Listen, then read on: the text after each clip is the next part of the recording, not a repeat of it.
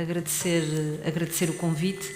É para nós sempre um prazer poder participar nas ações do STEC, tenham elas esta característica, seja nas ações de luta, nas concentrações e nas ações que venham a entender, realizar em defesa dos direitos dos trabalhadores. Eu estava aqui a ouvir o Pedro e fiz aqui um apanhado do conjunto das questões que o Pedro aqui elenca como problemas dos trabalhadores da Caixa Geral de Depósitos. E queria-vos dizer que a referência que vou fazer a seguir a estas matérias que o Pedro ali elencou, identifico-as no conjunto dos setores de atividade e dos sindicatos que nós temos na CGTP e no movimento sindical unitário. Isto para vos dizer que matérias como a chantagem sobre a contratação coletiva por via de denúncia e pela utilização dos mecanismos de caducidade e outros gravosos que estão na legislação laboral. A questão da obtenção dos lucros versus redução de pessoal e de carregar naqueles que depois ficam procurando pressioná-los para exercer a função de 3. Prémios versus salários. É uma coisa também transversal e uma ofensiva transversal nos vários setores. Trabalhar mais horas, muitas vezes não pagas, e logo isto traduz-se efetivamente em menos salário no final do mês. Condições de trabalho que não garantem as condições mínimas para a execução do mesmo. A conciliação da vida com a vida pessoal, que com tudo isto acaba por ficar posta em causa em todas as suas mais variadas formas, nem é preciso de as elencar. Medo, intimidação, perseguição, utilização da precariedade, de regimes de outsourcing, de subcontratação, quando a Caixa Geral de Depósitos, o Banco Público, tutelada pelo Governo, tinha a obrigação de cumprir a legislação, e se existe um posto de trabalho permanente, que seja então ocupado por um trabalhador com um vínculo de trabalho efetivo.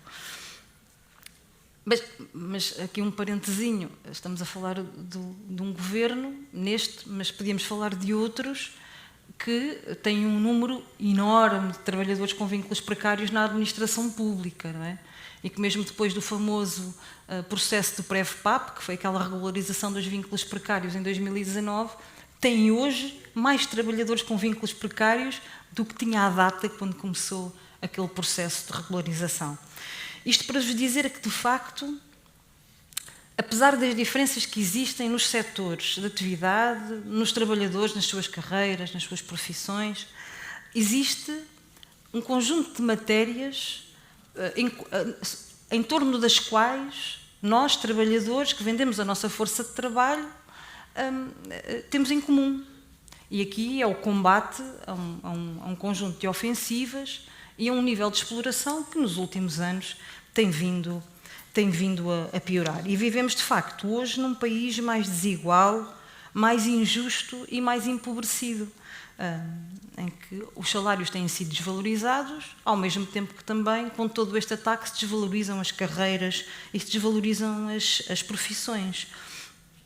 E esta forte degradação das condições de vida e de trabalho. Eu quero valorizar muito este documento, este livro que vocês conseguiram publicar.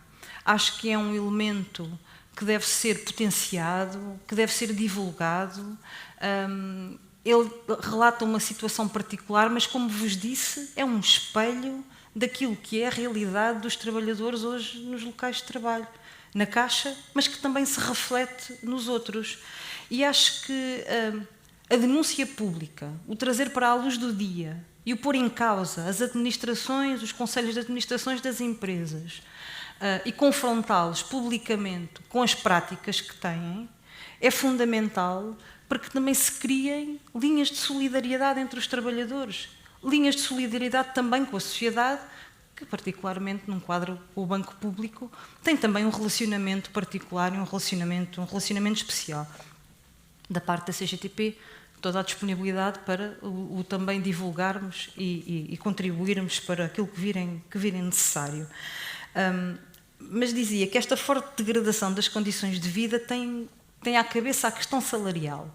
E quero colocar esta matéria aqui porque é de facto, e nós temos vindo a observar isto ao longo dos anos, no nosso mercado de trabalho assenta num modelo de precariedade e de baixos salários e de procura de desvalorização e de puxar para baixo a realidade dos trabalhadores, precarizando os vínculos e por essa via pagando salários mais baixos. E esta também tem uma ligação direta com o bloqueio da contratação coletiva e com as chantagens da contratação coletiva, como falei. Porque há um objetivo aqui por trás disto tudo, que é o objetivo de nos pôr a todos a fazer tudo, portanto, procurando não haver a diferenciação da carreira, da categoria, ou até da experiência e das qualificações. Eu, se trabalho há 20 anos num local de trabalho, tenho, claro, uma experiência acumulada e um conjunto de qualificações que foi a minha vida diária de trabalho e entrega ao trabalho que fez com que eu acumulasse. É naturalmente diferente daquele que entra agora no local de trabalho. E a realidade que nós vamos encontrando, um pouco por todos os setores, é esta cada vez menor diferença entre os vários níveis salariais, não dando conta nem dando importância àquilo que são as qualificações e uma vida de trabalho, muitas vezes, que os trabalhadores têm dedicação à sua tarefa profissional. E este objetivo de nos pôr todos a fazer tudo pelo menor valor possível deixa a generalidade dos trabalhadores num estado de necessidade. É claro que agora a situação que atravessamos tem agravantes, e já lá irei, mas pondo os trabalhadores em estado de necessidade, também lhes tolda e procura limitar a sua ação, seja cívica, seja até sindical. Eu tinha um velho camarada que me dizia que isto não há revolucionários com fome, porque quando um trabalhador está confrontado com a garantia do seu posto de trabalho ou com o ter ou não ter um salário ao final do mês, é natural que nesta chantagem haja dificuldade muitas vezes em dar um passo em frente. E aqui, camaradas e amigos, tem valido praticamente tudo, não é?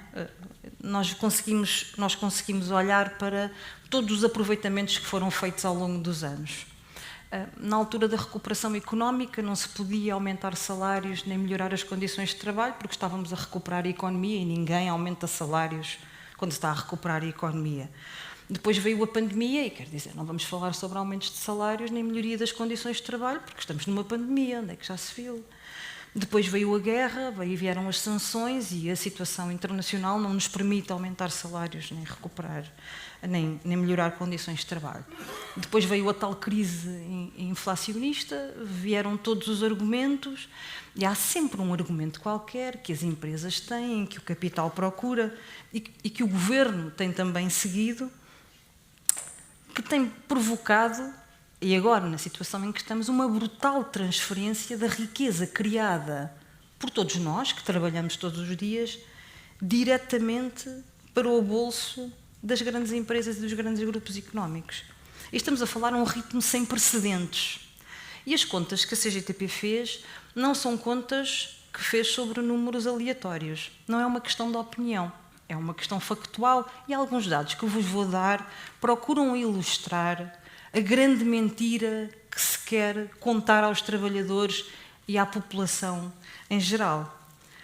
Há aquela mentira do que não há dinheiro, não há dinheiro. Há a mentira de que primeiro é preciso produzir para depois distribuir e também há a mentira de que é preciso ir devagarinho e normalmente o devagarinho é sempre para o lado dos trabalhadores. E estava aqui a olhar para estes dados, e porque a Caixa também está aqui nestes dados que tenho. Estes são dados que nós temos na política reivindicativa da CGTP. É um documento que, se tiverem curiosidade, está disponível no nosso site. Tem um conjunto de dados e de avaliação económica que sustenta as propostas que fazemos para o ano já de 2024. E então, quando nós fomos olhar para os lucros, fomos para ver que lucros é que se andavam aí. Basta ligar a televisão, não é? Todos os dias alguém vem anunciar que tem extraordinários lucros que aumentaram 20%, 30% comparativamente com o ano anterior. Mas, olhando para a diferença entre o ano de 21 e 23, estes 20 grandes grupos económicos e financeiros, que depois podem ir ver quais são, estão lá no documento, tiveram, em relação ao ano de 21, um aumento de superior a 52%. Um aumento de lucros. E deixem-me recordar-vos, não preciso de certeza, 21, 22 anos de extraordinárias dificuldades para os trabalhadores e para as famílias. O que nos indicia, com alguma clareza, que nós ficamos com uma vida mais difícil e eles ficam progressivamente com uma vida ainda mais recheada de lucros. E então estes 20 grandes grupos económicos, no primeiro semestre deste ano, já existem outros dados, mas até dão valores crescentes, têm lucros líquidos diários superiores a 25 milhões de euros. Amigos, 20 grupos económicos no nosso país têm diariamente 25 milhões de euros de lucros. Dentro destes 20, temos a banca, e à banca são 11 milhões por dia. E os últimos dados que tínhamos da Caixa Geral de Depósitos davam mais de 3 milhões de euros de lucro dia. Ora, se nós formos contar, e podíamos fazer este exercício com várias empresas e vários grupos económicos, e íamos ver que o discurso que é utilizado aqui na Caixa, de contenção e dificuldade, transpõe-se para a SONAI, para a Jerónimo Martins, para a Brisa e para outros, que tal, estou-me assim a lembrar de alguns. Ao mesmo tempo que, quando olhamos para a realidade dos trabalhadores, vemos que 66% da totalidade dos trabalhadores recebem até 1.000 euros brutos. Ou seja, grande parte da nossa força de trabalho está assente num salário bruto até 1.000 euros. Se quiserem, 43 até 800 brutos. E com mais de 1 milhão a receber o salário mínimo nacional. Recordo que o salário mínimo nacional está em 760, que se traduz em 667 euros no fim do mês. E todos nós conseguimos perceber, basta ir uma vez ao supermercado ou fazer as contas no final do mês para distribuir o salário, que é aquilo que nós fazemos, não é? Distribuir o salário logo ali nos primeiros dias do mês, porque é que não é nada difícil de imaginar que 1.700.000 trabalhadores são pobres. Trabalham todos os dias, têm um emprego a tempo inteiro, mas estão abaixo da linha da pobreza. E então nós perguntamos, mas não há dinheiro? Há dinheiro. Há muito dinheiro. Há um problema profundo de distribuição da riqueza. Há um problema profundo de apropriação por parte dos grandes grupos económicos, daqueles que têm o capital, de uma parte muito grande da riqueza que é produzida, e a fatia que é dada ao trabalho, aos trabalhadores, é cada vez menor. E esta é a grande mentira do não há dinheiro. Não há dinheiro, é a crise do momento, a crise que lhe queiram chamar. E mesmo no quadro da contratação coletiva. O Pedro aqui também falou, isto é uma matéria de grande importância, e a situação que o Pedro aqui coloca, a situação do vosso acordo de empresa e de todo este processo que têm atravessado, não é um processo isolado. Nasceu de alterações e de normas que existem na contratação coletiva que permitem que as empresas possam utilizar a contratação coletiva, não trabalhando para que seja, como é a sua origem, um conjunto de um documento que contém a realidade dos trabalhadores, das normas pelas quais se regem, dos seus direitos, das suas obrigações, mas com uma perspectiva de progresso e de melhoria das condições de trabalho, e procuram utilizar mecanismos de legislação para chantagear os trabalhadores e os seus sindicatos. É isto que é a norma da caducidade da contratação coletiva. É este que é o posicionamento. O Governo, que já agora está em funções e vai continuar em funções durante mais algum tempo, eu digo isto porque aquilo que são as reivindicações dos trabalhadores e a luta dos trabalhadores não pode ficar suspensa agora à espera que eles resolvam os problemas, e ela vai precisar de continuar, e digo eu, nesta fase até com maior intensidade, seja para a situação atual, seja para aquela que há de vir. Mas este Governo, até no âmbito aí da agenda do trabalho digno, e depois transformou em legislação, fez uma grande propaganda sobre aquilo que era a contratação coletiva dinâmica, e as melhorias que era possível introduzir na legislação, não querendo nunca retirar de lá a caducidade, nem reintroduzir o princípio do tratamento mais favorável na sua plenitude, que, recordo, É uma norma fundamental e que fazia com que não fosse possível escrever em contratos coletivos de trabalho normas abaixo dos mínimos legais. E como vocês conhecem, se calhar por aí, há muita contratação coletiva, até de outras organizações, que têm normas muito gravosas nos contratos coletivos e que atentam até contra direitos elementares dos trabalhadores. Mas quero-vos dizer só este dado para depois avançar. Até ao final de setembro, o número de trabalhadores abrangidos por contratação coletiva atualizada, e estamos a falar eventualmente de novos contratos ou contratos revistos, não chegava aos 750 mil.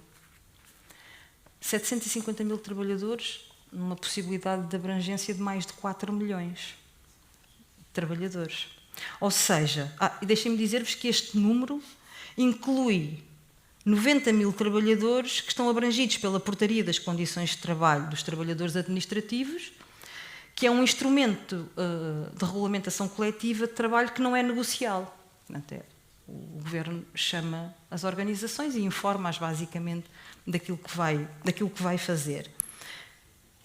Isto significa que no quadro do privado, estas alterações, esta contratação coletiva, que foi revista, representa apenas, e sendo que são dados a setembro, mas cuja evolução não há de ser muito mais significativa para a frente, apenas 21% dos trabalhadores. Uma percentagem mínima. E isto também tem causas e tem responsáveis e tem um caminho, uma luta que nós precisamos de continuar a travar para salvaguardar a contratação coletiva como nós a entendemos, que é uma contratação coletiva que contenha direitos, melhoria das condições de vida e de trabalho dos trabalhadores, salários atualizados, carreiras e profissões que sejam valorizadas. Precisamos de continuar este caminho e esta luta para retirar dentro da legislação laboral estas normas gravosas. Mas outra das mentiras que contam sobre a questão dos salários e que tem a ver com esta degradação das condições de vida, com o bloqueio da contratação coletiva, com a negação do direito à atualização salarial, a melhores salários, é que as empresas não aguentam.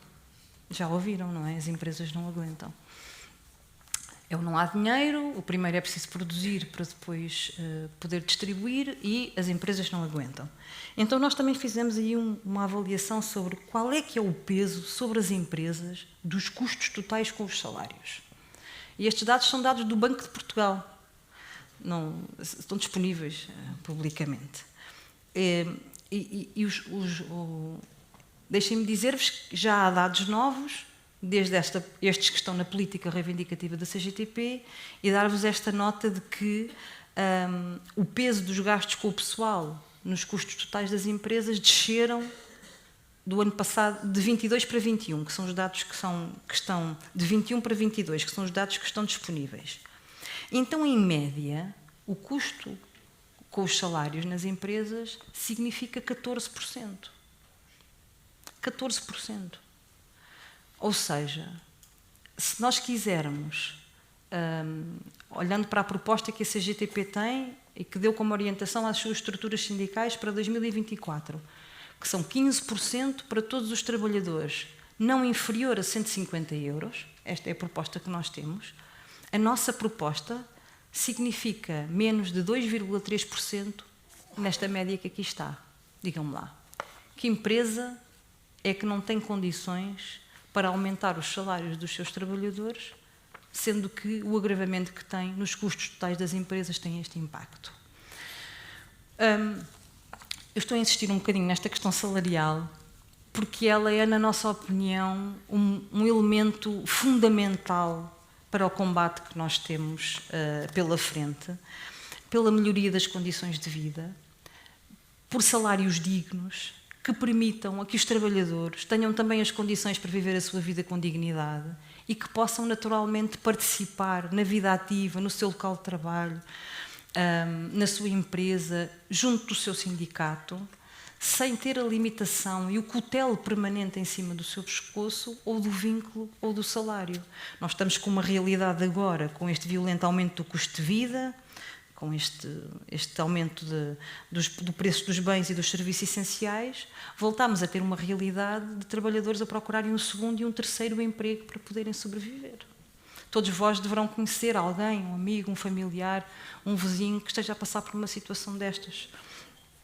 Porque este fosso entre a larga maioria que luta diariamente para pagar as contas, a renda ou a prestação ao banco, e ao mesmo tempo tenta pôr comida na mesa, é enorme o fosso entre nós, que somos a maioria que está a passar dificuldades, e uns poucos que continuam a acumular. E aqui, naturalmente, esta realidade tem tido, a nível de opções políticas, uma falta de resposta de grande significado, até porque muitas vezes a ausência de resposta o que permite é que haja uma degradação ainda maior das condições de vida e de trabalho.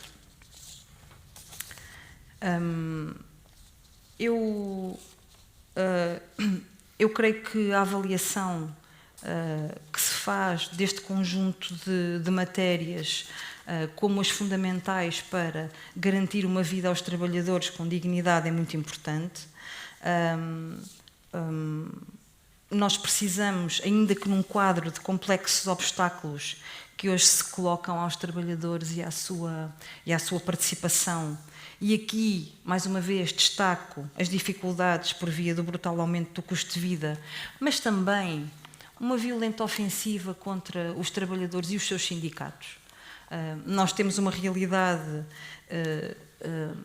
de grande propaganda em torno do diálogo social, desta ideia de diálogo social, mas que não é muitas vezes acompanhada, ou na maioria das vezes não é acompanhada pelo respeito até pela liberdade sindical e pela intervenção dos sindicatos junto dos trabalhadores. É uma outra matéria que eu considero que a implementação dos sindicatos nos locais de trabalho permite um maior acompanhamento, um maior controle, o trabalho da sindicalização, do puxar para a organização, traz também aos trabalhadores uma segurança e uma condição acrescida para fazerem denúncias como estas que aqui estão, para saberem que têm quem esteja ao seu lado e que esteja disponível para os proteger e para ir com eles até onde for preciso para defender os seus direitos.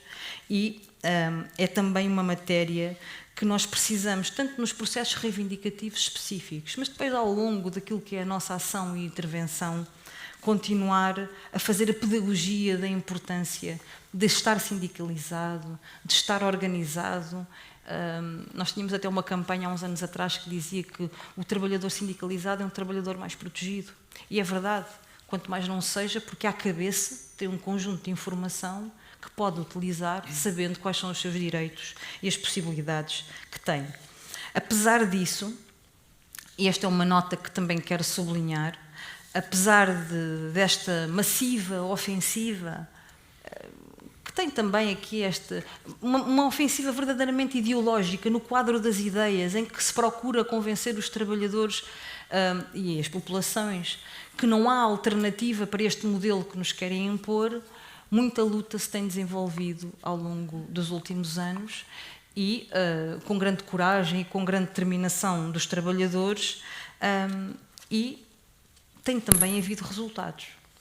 Resultados, seja na contratação coletiva, resultados no aumento dos salários, resultado na efetivação dos vínculos, apesar de ser uma matéria que tem estado em franca degradação. Ainda há pouco estava a ver os dados do emprego criado e os últimos dados dizem-nos que 80% do emprego criado é feito através de vínculos precários, que é um número que tem vindo a subir, inclusive, nos últimos dados.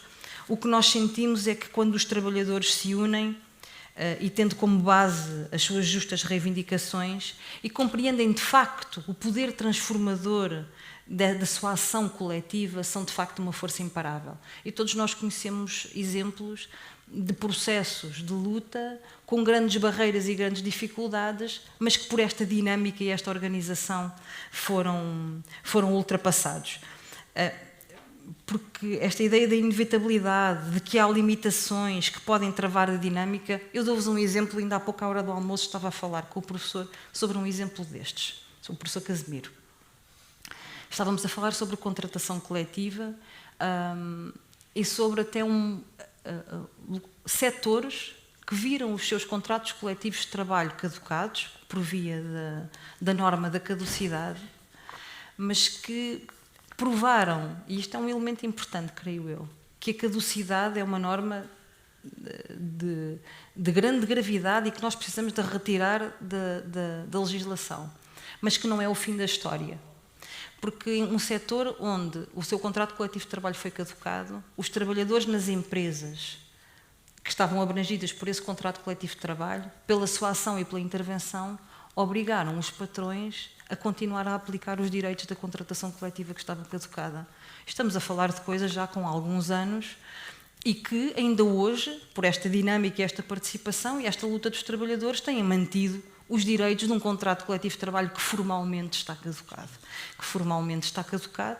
Mas era este exemplo que vos dava de que não há inevitabilidades e que mesmo estas normas que são de extraordinária agressividade para com os trabalhadores não são também elas limitadoras e inibidoras da continuação da luta. E como não estou a controlar o meu tempo, mas acho que já devo ter que me encaminhar para o fim, quero-vos dizer o seguinte, terminando, e não poderia deixar de estar convosco e não dizer isto. Nós temos agora uma situação política decorrente da demissão do Primeiro-Ministro e da marcação de eleições pelo Presidente da República, que já agora que invoca a necessidade da aprovação de um orçamento de Estado que, na nossa opinião, não serve os trabalhadores e não serve o país, coloca, na nossa opinião, aos trabalhadores uma necessidade de se intensificar ainda mais a luta e a ação reivindicativa e a luta pelos direitos nos locais de trabalho. É que antes, como agora, são precisas respostas. São precisas respostas aos problemas dos trabalhadores, são precisas respostas aos problemas dos reformados, dos pensionistas, dos jovens, das famílias, são precisas respostas para garantir os serviços públicos e as funções sociais do Estado, são precisas respostas para garantir que construímos um caminho para um país que tenha futuro, para que quem cá vive e trabalha, e particularmente olhando para a frente, para as gerações futuras, que tenham condições para cá viver e trabalhar neste país. E por isto, a solução dos problemas, a defesa dos direitos e a melhoria das condições de vida não podem ficar à espera. Já não podiam antes e agora também não. E é por isso que termino com este apelo e este convite. A CGTP terá amanhã uma manifestação nacional, que vai ter uma manifestação no Porto e outra em Lisboa, para onde os distritos a norte vão para o Porto, os distritos a sul vão para Lisboa. No Porto às 11 horas, em Lisboa às 15, manifestações para as quais convido a todos que possam participar, trazer as famílias, trazer os amigos, mas num momento em que creio que a unidade dos trabalhadores, independentemente do seu vínculo, do seu setor de atividade, das características da sua profissão, exigem que nos unamos em torno de um caminho alternativo, de um outro rumo para o país. Muito obrigada.